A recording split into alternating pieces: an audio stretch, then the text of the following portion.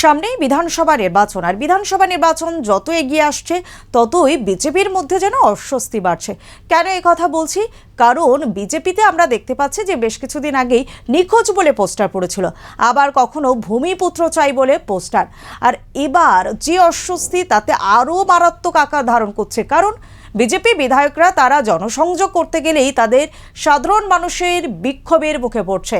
এর আগে আমরা দেখেছি অগ্নিমিত্রা পাল নিজের কেন্দ্রে গিয়ে সেখানে বিক্ষোভের মুখে পড়েছিলেন, এবং যে এতদিন কোথায় ছিলেন, কারণ নির্বাচন হওয়ার পর, ভোটে জেতার পর তাদের আর টিকে দেখা যায় না, এই অভিযোগ তুলেছিল বিক্ষোভকারীরা। আর এবার রবিবার আমরা যে ছবি দেখলাম, পূর্ব মেদিনীপুরের উত্তর কাথি বিধানসভার বিজেপি বিধায়ক সুমিতা সিনহা, তিনি সেখানে গৃহ সম্পর্ক অভিযানে গিয়েছিলেন, বাইক নিয়ে সেখানে মিছিলে গিয়েছিলেন, আর সেখানে গ্রামের মহিলারা ঝাঁটা হাতে তাড়া করেছিল কার্যত।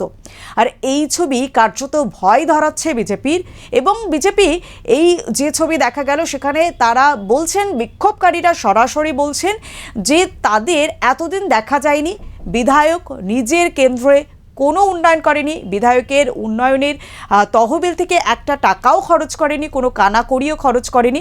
স্বাভাবিকভাবেই তা নিয়ে স্থানীয় যে সমস্ত মানুষজনরা রয়েছেন তারা বিক্ষোভ প্রদর্শন করেছেন, তারা ক্ষোভ প্রদর্শিত করেছেন কাছে পেয়ে, যে এতদিন পর্যন্ত তাদের দেখা যায়নি। আর এবার যখন নির্বাচন একেবারে দোরগোড়ায় এসেছে, তখন বিজেপি বিধায়ক গ্রামে ঢুকতেই তাদেরকে ঝাঁটা হাতে তাড়া করে। আর সেই ছবি গতকাল সামাজিক মাধ্যমে ব্যাপক ভাইরাল হয়েছে। আর এই ঘটনার পর বিজেপি নেতৃত্ব তরফ থেকে দাবি করা হচ্ছে যে এটা শাসক দলের চক্রান্ত, শাসক দল ভুল বুঝিয়ে মহিলাদের রাস্তায় বের করেছে।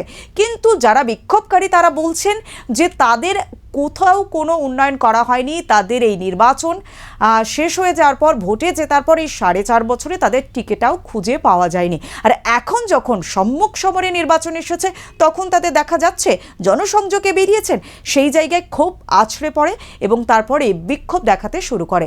যখন এই ছবি ধরা পড়ছে, স্বাভাবিকভাবেই বিজেপির অন্দরে অস্বস্তি বাড়ছে। বিজেপি সাফাই দিচ্ছে যে এটা শাসক দলের চক্রান্ত, কিন্তু এটা যদি মানুষের মনের ক্ষোভ হয়, তাহলে নির্বাচনে তারা যে সংখ্যা বাড়ছে সেই সংখ্যাটা কিভাবে ধরে রাখবে তা নিয়ে স্বাভাবিকভাবেই প্রশ্ন উঠছে। একদিকে শাসক দলের সঙ্গে তাদের হাড্ডাহাড্ডি লড়াই, পাশাপাশি এই যে মানুষের ক্ষোভ, সেই মানুষের ক্ষোভ কতটা প্রশমিত করতে পারে, কিভাবে সামাল দেয়, এটাই এখন দেখার, এবং বিজেপির কাছে এটাই সবথেকে বড় চ্যালেঞ্জ হয়ে দাঁড়িয়েছে। আর এই সমস্ত খবর প্রতিদিন আপনাদের সামনে আমরা তুলে ধরবো, তার জন্য অবশ্যই আপনাদের নজর রাখতে হবে ট্রুথ অফ বেঙ্গলে।